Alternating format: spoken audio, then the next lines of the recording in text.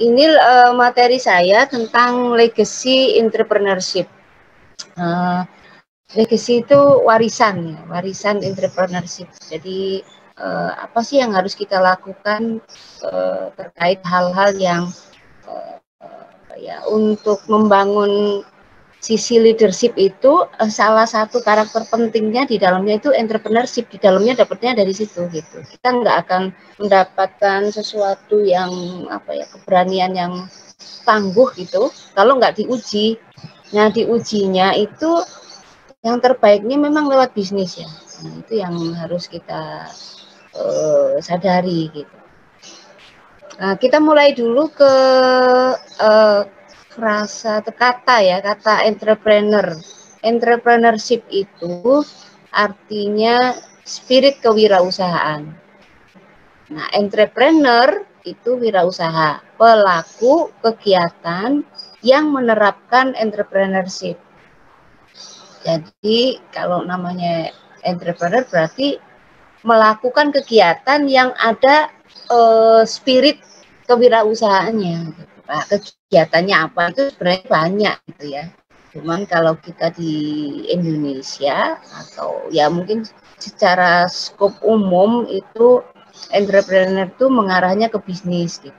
Tapi ada lagi nanti ada governorpreneur, ada socialpreneur, ada technopreneur, ada edupreneur. Semua planner itu dia itu melakukan kegiatan yang menerapkan spirit kewirausahaan. Nah, entrepreneurship nanti kalau ada yang berarti ada business planner. Business planner itu ya pelaku kegiatan bisnis yang menerapkan entrepreneurship.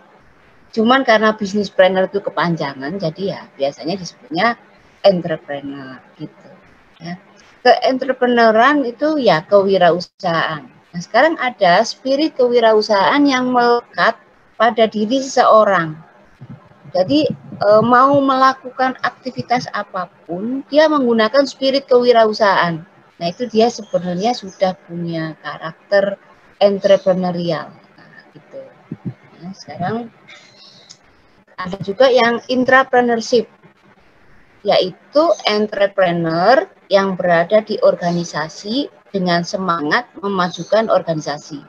Nah, itu namanya entrepreneurship, intrapreneurship ya. Jadi ada orang yang dia menjadi karyawan tapi spiritnya, spirit berkaryanya itu spirit kewirausahaan. Jadi dia ada di dalam sebuah lembaga. Jadi kalau kita sih sebagai karyawan atau sebagai tim harusnya spiritnya sebagai itu intrapreneurship, mempunyai semangat memajukan organisasi. Nah, dalam hal ini yang kita bahas sekarang adalah pengusaha, sinergi pengusaha dengan generasi muda. Berarti dengan kata lain yang secara umum itu entrepreneur, business planner ya dalam hal ini ya. Nah, kita lihat negara kita nih sekarang. Negara kita itu umurnya nih tahun ini 75 tahun. Lalu temanya, jargonnya yang dipakai itu Indonesia Maju. Saya terus terang melihatnya itu agak antara optimis dan kepedean kali ya gitu ya. Ini harapan ya, harapannya Indonesia maju, tapi harapan itu sebenarnya harusnya didorong, dibangun dengan sesuatu yang real kita kerjakan gitu. Nah, Indonesia maju itu apa sih kalau dari sisi ini saya lihat nih, ada entrepreneur saya ambil di salah satu link itu menuliskan begini, syarat jadi negara maju jumlah penduduknya itu yang ingin jadi pengusaha itu 14% dari rasio penduduk. Nah, baru kita disebut negara maju, baru kita mau boleh menyebutkan negara maju. Atau kalau kita punya cita-cita menjadi Indonesia maju, berarti kita harus tahu posisi jumlah pengusaha kita apakah sudah nyaris mendekati 14%. atau masih jauh, atau sudah di tengah-tengah. Nah, baru kita bisa mengajak komponen masyarakat kita itu untuk sama-sama teriak Indonesia maju. Berapa sih jumlah pengusaha Indonesia? Apakah sudah 14%?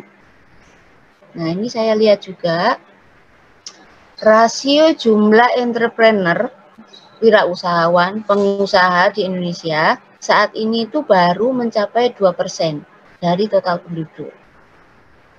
Ada sih yang mengatakan 3,1, tapi setelah kalau di BPS itu 2% ya. Kemudian idealnya, kata ini salah satu dosen Fakultas Bisnis nih, mungkin Pak Rumaya kenal nih ya, itu beliau bilang gini, rasio wirausahawan 4% agar bisa mendorong pertumbuhan ekonomi nasional. Jadi kita baru bisa mendorong pertumbuhan ekonomi nasional itu kalau jumlahnya itu 4%. Nah, aktualnya kita baru 2%. Berarti untuk mendorong pertumbuhan ekonomi nasional aja masih kurang, apalagi untuk menjadi negara maju yang harusnya 14%. Berarti masih kurang 12% lagi untuk jadi negara maju gitu ya. Jadi perlu kita bersinergi antara pengusaha dengan generasi muda, karena itu sumbernya dari situ gitu. Ini saya ambil dari bisnis.tempo.co Oktober 2019 ya. Nah, ini tulisan saya. Ini sesuatu yang saya pikirkan, kayaknya bangsa ini harusnya kan menjadi bangsa besar gitu, karena dengan jumlah penduduk yang 4 besar dunia gitu. Harusnya ada semacam gerakan untuk generasi muda kita itu tidak cukup sekolah aja gitu. Karena kalau sekolah aja ya hasilnya ya kayak begini. Kita udah 75 tahun gitu. Jadi ada sesuatu dengan model pendidikan kita, dengan model persekolahan kita yang harusnya kita sadari dan kita akui. Membawa keberhasilan iya, tapi tidak cukup untuk membawa negara kita bersaing dengan negara lain gitu. Tidak hanya untuk bersaing, sebenarnya justru untuk bertahan ya, untuk menjadi negara yang menjadikan kemakmuran di bumi ini menjadi lebih mulia gitu. Negara yang mulia harusnya begitu gitu. Bukan negara yang menjadi sumber pasar gitu. Saya bilang sebuah bangsa hanya akan menjadi bangsa yang tangguh jika ada kesadaran mewariskan kebaikan dari satu generasi ke generasi berikutnya. Harus ada kesadaran mewariskan kebaikan, itu harus ada. Karena setiap orang itu punya kebaikan pasti, karena kita terlahir dalam bentuk baik gitu. Fitrah kita itu baik gitu. Enggak ada yang diciptakan dalam keadaan buruk, itu enggak ada. Nah, dalam hal ini, pengusaha memiliki segudang kebaikan yang perlu diwariskan ke generasi muda supaya spirit kebaikannya tumbuh subur menjadi pondasi yang kokoh negeri ini. Ya, saya bilang pengusaha itu memiliki segudang kebaikan. Segudang ya, banyak banget itu, banyak banget. Yang penting sekali untuk diwariskan ke generasi muda. Ya. Ini saya tuliskan sebagian dari segudang kebaikan entrepreneur. Sebagian aja ya, yang banyak kalau kita lihat di literatur itu, kebaikan entrepreneur itu ini, kebaikan dan keberanian kalau menurut saya ya. Ini passion, jadi entrepreneur itu pastinya bergeraknya itu basisnya passion, jadi sangat passionate. Nah, passionate ini perlu diwariskan ke generasi muda yang mereka itu masih mencari jati diri itu loh. Mereka mencari jati diri, passion saya apa sih, sehingga melihat orang-orang sukses yang lain lalu dimasukkan ke dirinya padahal itu bukan passionnya. Dia perlu pendamping Generasi ini perlu pendamping, perlu sosok, perlu maestro untuk mengenali passionnya lewat belajar dengan maestro. Dan itu kesempatan baik ya buat entrepreneur mewariskan itu gitu. Bagaimana melihat dan mengelola passion. Kemudian yang kedua, maximizer. Maximizer itu selalu well done gitu. Kalau entrepreneur selalu itu ya, karena dia berhubungan dengan customer, berhubungan dengan orang lain yang dia layani, sehingga mau nggak mau untuk sustainable apa yang dia usahakan itu dia harus melakukan sesuatu yang perfect, yang maximizer, yang bagus, yang well done. Dan itu perlu diajarkan ke generasi muda yang sekarang itu cenderung maunya maximizer bagus tapi instan. Spirit untuk mengelola sesuatu yang well done itu kan harusnya dari sesuatu yang diusahakan. Kegigihannya, di balik layar sesuatu yang bagus itu ada, proses di belakangnya ada. Nah, itu kebaikan yang banyak dimiliki oleh entrepreneur dan perlu diwariskan ke generasi muda. Ya. Lalu yang ketiga, optimistik. Pada posisi tertentu, memang ada saat-saat tertentu kita menjadi pesimis dengan keadaan, dengan dengan situasi sekarang, sehingga menjadi pesimis. Namun sepesimis-pesimisnya entrepreneur, dia memiliki kadar optimis yang jauh lebih tinggi gitu ya. Jadi karena sangat bagaimana mungkin ya mengelola sebuah lembaga, sebuah perusahaan, sebuah tim yang harus dikelola tanpa sebuah perasaan optimis.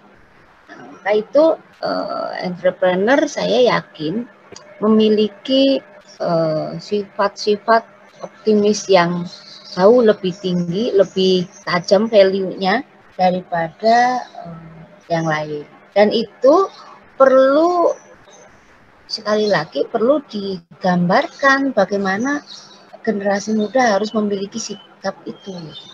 Karena kalau sudah memiliki sikap yang gampang menyerah itu, generasi muda sekarang itu gampang menyerah itu karena instan maunya. Lalu menjadi pesimis, galau gitu ya.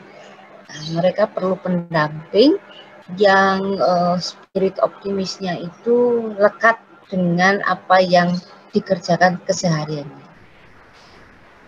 Kemudian kebaikan entrepreneur yang lain itu hebatnya itu calculated risk, punya kemampuan resiko yang terukur.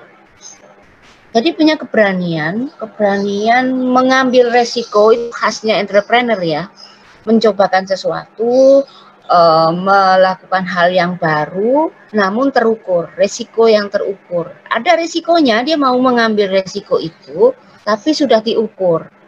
Nah, itu yang sangat bagus di entrepreneur ya, calculating risk.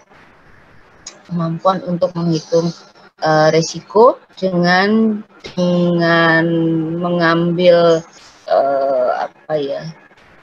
mengambil keadaan yang sekarang ada, tetap berusaha sambil optimis, lalu dikerjakan, move on ke depan, resiko nggak apa-apa ditanggung. Nah, itu bagian dari sesuatu yang perlu diajarkan gitu, karena nggak ada di sekolah. Sekolah itu hampir tidak disiapkan menjadi anak gagal. Disiapkannya itu berhasil gitu. Tidak ada peluang anak-anak untuk mencobakan sesuatu beresiko, bahkan mengalami kegagalan. Itu tidak disiapkan anak-anak sekolah itu, anak-anak yang di akademisi itu ya. Maka saya khas sekali, saya banyak mendampingi anak-anak mahasiswa SMA maupun SMP yang mereka itu hebat-hebat semua, tapi saya lihat ketakutan makin tinggi mereka, akademisinya itu, akademiknya mereka makin tinggi, makin hebat itu, makin memiliki kekhawatiran, makin memiliki sifat takutnya lebih tinggi. Nah, ini yang perlu apa ya, padahal kan tidak ada sesuatu yang selalu berhasil.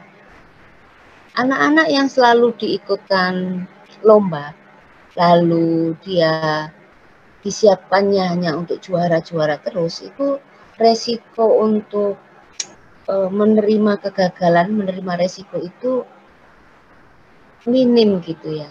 Dan perlu belajar. Nah, belajar untuk menanggung resiko tapi terukur, itu belajarnya dari entrepreneur. Kemudian ini yang kelima, apa ini?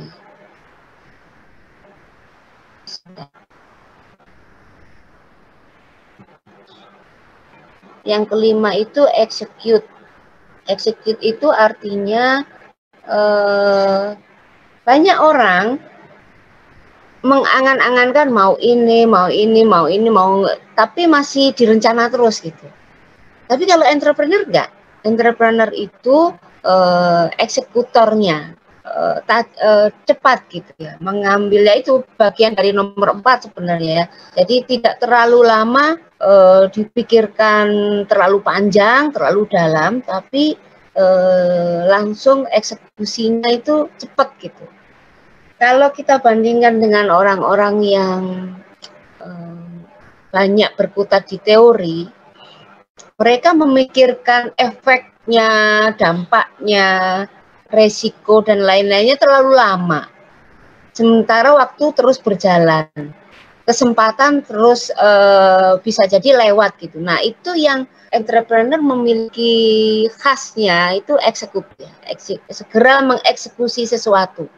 Dan itu perlu gitu diajarkan ke anak-anak supaya tidak terlalu lama terjun dalam penyiapan terus, planning terus, kemudian studi banding terus, kemudian melihat analisis terus gitu ya, analisis SWOT udah, analisis benchmark udah, kemana-mana udah, tapi nggak jalan-jalan. Nah, harusnya anak-anak itu, generasi muda itu didampingi oleh entrepreneur, oleh maestro yang hebat di dalam bisnis, dalam hal kecepatan mengambil sebuah tindakan, itu execute ya.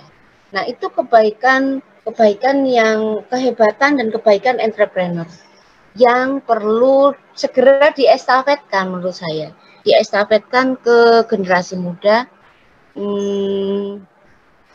supaya ya Indonesia cepat maju gitu, karena jumlah generasi muda ini jauh lebih banyak daripada jumlah entrepreneur ya. Jadi perlu percepatan sebenarnya, itu perlu estafet. Nah, estafet itu menurut saya, estafet itu bukan hanya urusan omset ya.